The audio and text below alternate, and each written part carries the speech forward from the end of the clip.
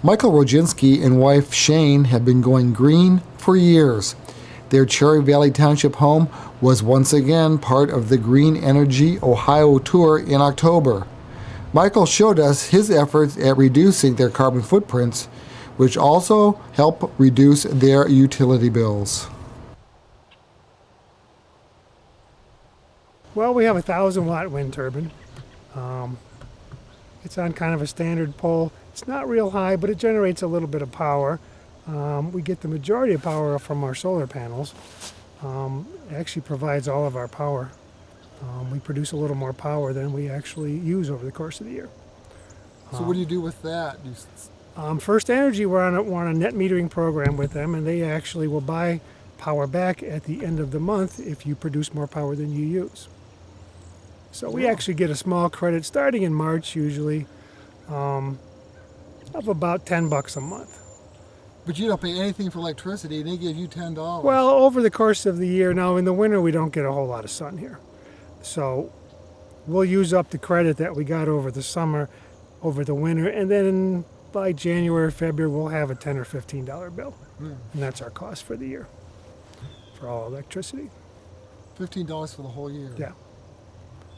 So it, like I say, we actually produce more than we use, but you have to overcome a $4 a month customer charge. And they buy back the power at kind of a, let's call it a sub-wholesale rate, but it's good. It's a good program, and we're happy with it. So.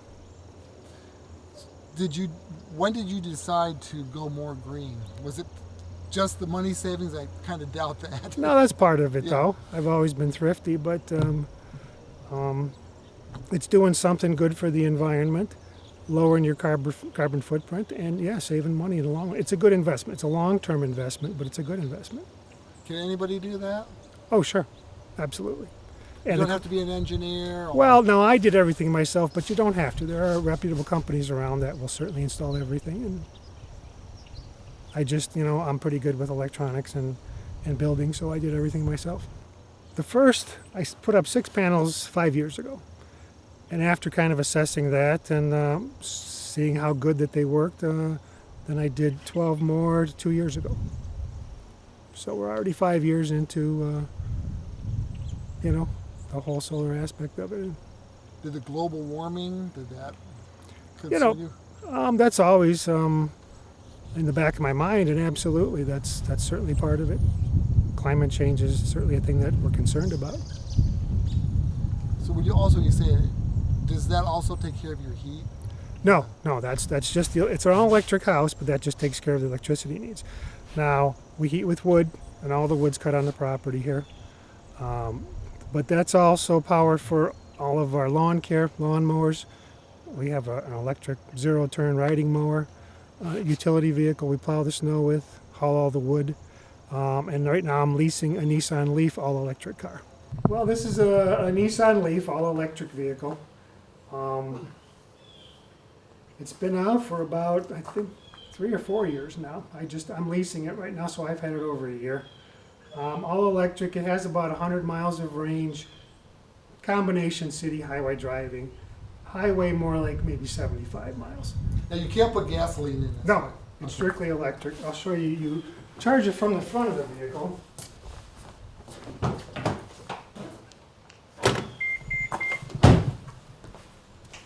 And this is where it actually plugs in. There's two connectors. There's a standard connector and a quick charge. There are more quick charging stations popping up.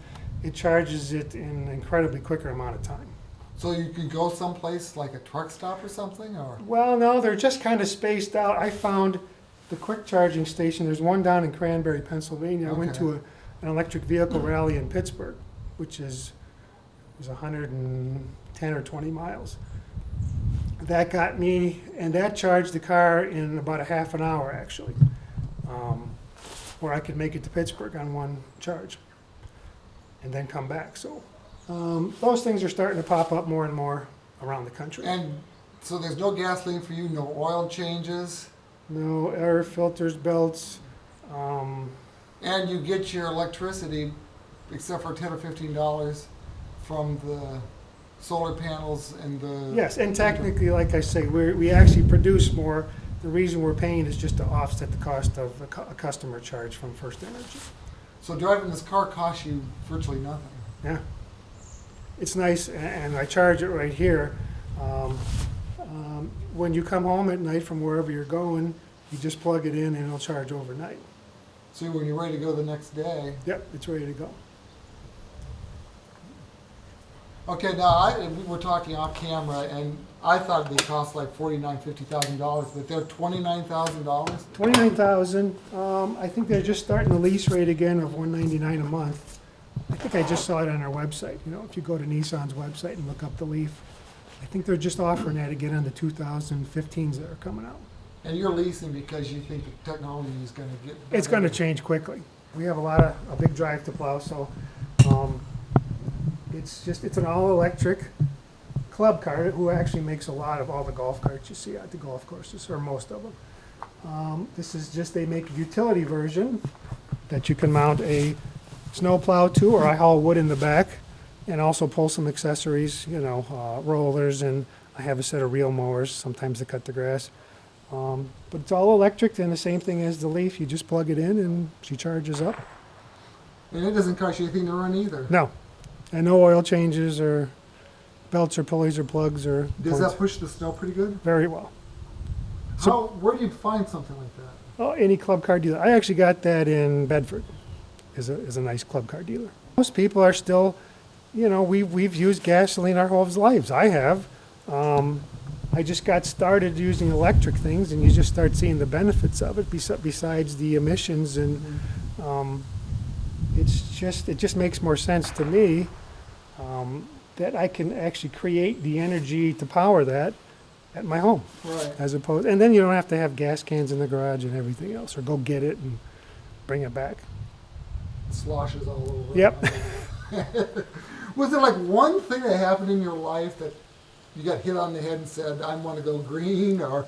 Well, I think all my life I've thought about just energy savings because I'm probably thrifty, and you know. But I took electronics in high school, and we actually measured a little solar cell. 40 years ago, and I was just amazed that this little thing could produce energy from just being in light or the sun.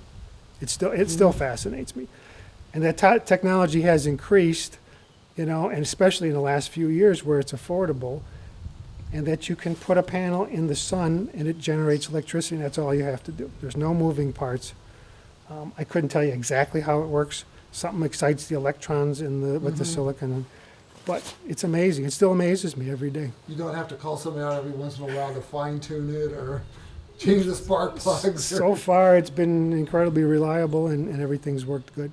We have a Hustler Xeon is an all-electric zero-turn mower with a 42-inch deck. It's just a great, quiet mower that, just like everything else, you just plug in overnight and then you mow.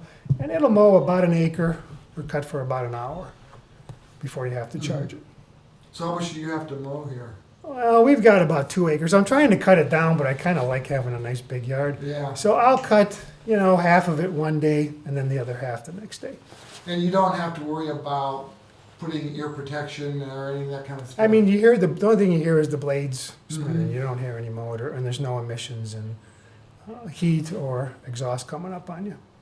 So it's a very comfortable, quiet way to mow. But it's just like any standard zero turn. These you just push and go forward. And then back. So it's ready to mow, and that's... Yeah, and then they say when the blades start, the only thing you'll hear, it makes a lot of noise just because of the...